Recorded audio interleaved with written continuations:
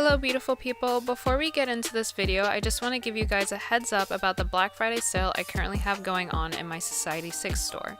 30% off and free shipping on everything, excluding special editions. Use code BFSAVE. Sale ends at midnight PT. This site is super easy to navigate through. Just use the tab on the left hand side to shop by department and see the various items I have these illustrations available on.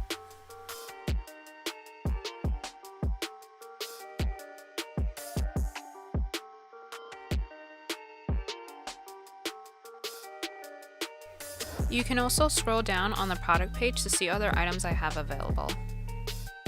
Again, the sale does end at midnight PT, but there will be sales running all weekend through Cyber Monday, so still take a look at my shop if you missed today's sale and help support your girl. I'm building a brand over here. Bless up. Anyway, let's get into today's video.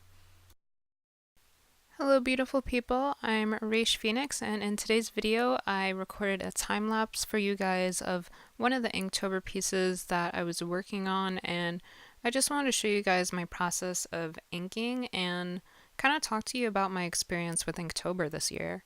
So this year was the first time I actually fully invested all my energy into Inktober. And it was very interesting because Inktober, of course, being in October, New York Comic Con is in October as well. And I was very tired, of course, like after cosplaying for like 2 days in a row. And I don't know, I felt the need to rest, but there was something in me that, like it's been a while since I've been able to draw, like especially within these last couple of months, and I really wanted to just invest my time into drawing again and kind of build a relationship with traditional drawing, because I usually draw digitally, and when it comes to digitally, it's definitely more forgiving. It allows me to be able to, delete a layer if it's not working, mess around with the color, and with traditional it's not as forgiving, and sometimes like when you're erasing like little things, like you'll erase through the paper depending on what paper you're working with, but it's like there are just some marks that you can't erase, and that's how I ended up getting into digital. It just allowed me to be able to work faster and really figure out things, and I don't know, like it was just easier. It flowed easier for my way of working. With traditional now, getting back into traditional for Inktober, I learned a lot.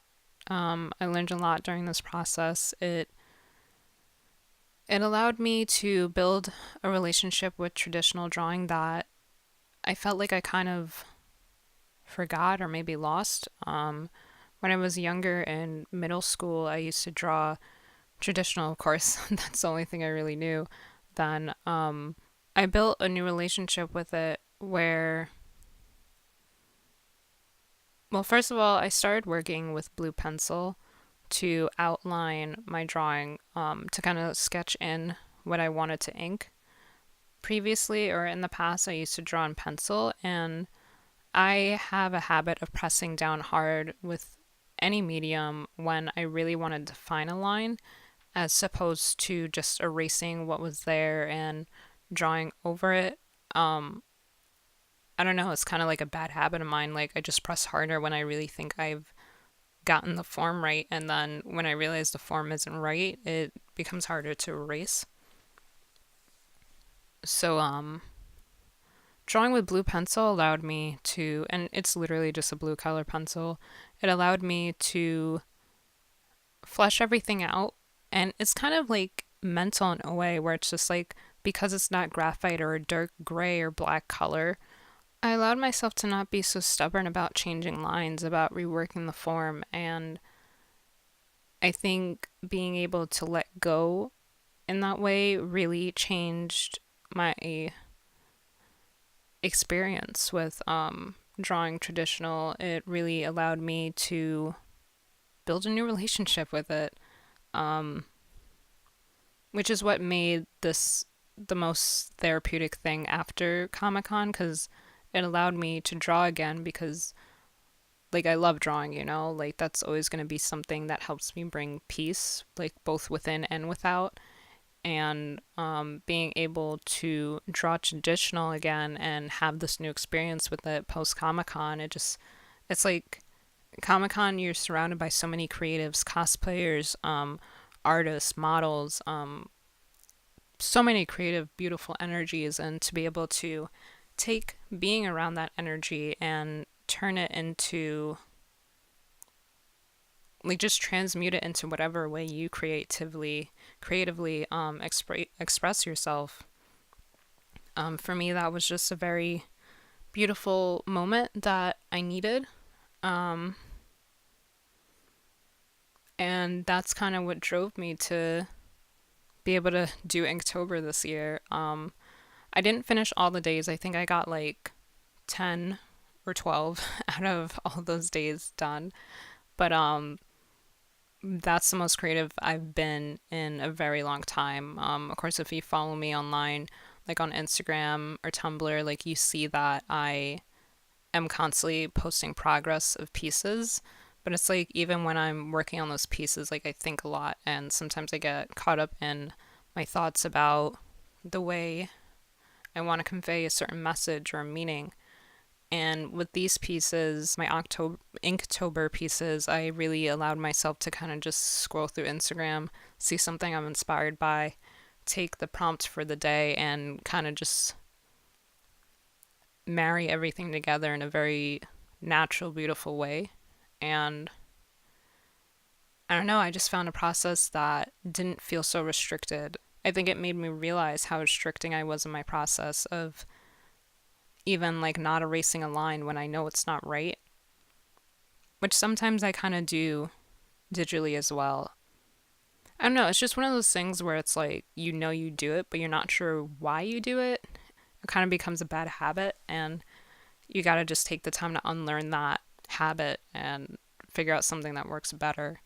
Yeah, Inktober definitely, I had like a very beautiful relationship with it.